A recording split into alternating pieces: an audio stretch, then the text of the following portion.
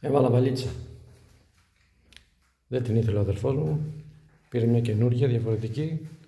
Αφού περίσσευε, την πήρα και την έβαλα εγώ στο σκουτέραγα μας. Κοιτάξτε. Απλώς δεν πήρα τις βάσεις της Honda που είναι πάρα πολύ ακριβές. Πήρα τη βάση της GV.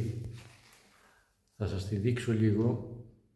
Να δείτε και εσείς πως είναι. Είναι μισή τιμή. Είναι μισή τιμή, ρε παιδιά. Γι' αυτό την πήρα. Περιμένετε. Λοιπόν, αυτή είναι. Είναι δύο εξαρτήματα, ας πούμε, παραγγέλνεις. Είναι τα σίδερα. Είναι δύο σίδερα.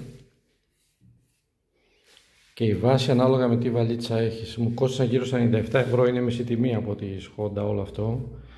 Αυτό πιάνει σε 4 βίδες. 1, 2, 3, 4. Θέλει πάρα πολύ προσοχή, παιδιά, δεν τις βάζετε. Εγώ έκανα χαζομάρα.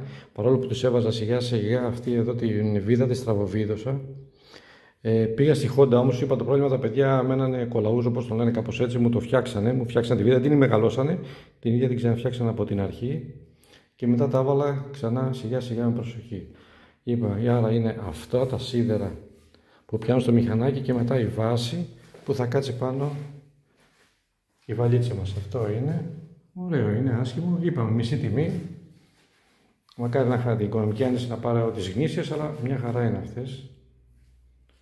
Θα βάλω και στο link, ρε παιδί μου, και τα εξαρτήματα, τους κωδικούς. Μήπως θέλει κάποιος να δει, να ρωτήσει, να ψάξει, μήπως τον ενδιαφέρει. Είναι πάρα πολύ καλή κατασκευή. Δεν πάει πουθενά το μηχανάκι, δεν τρίζει τίποτα. Πήγα ήδη ταξίδι και δεν κατάλαβα τίποτα. Η βαλιτσούλα μας.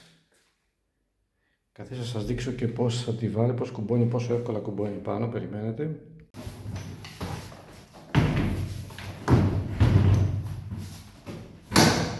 Αυτό είναι. Λιδώνεις και φεύγεις. Έτοιμος. Καλές βόλτες, φίλες και φίλοι. Καλές βόλτες να έχουμε.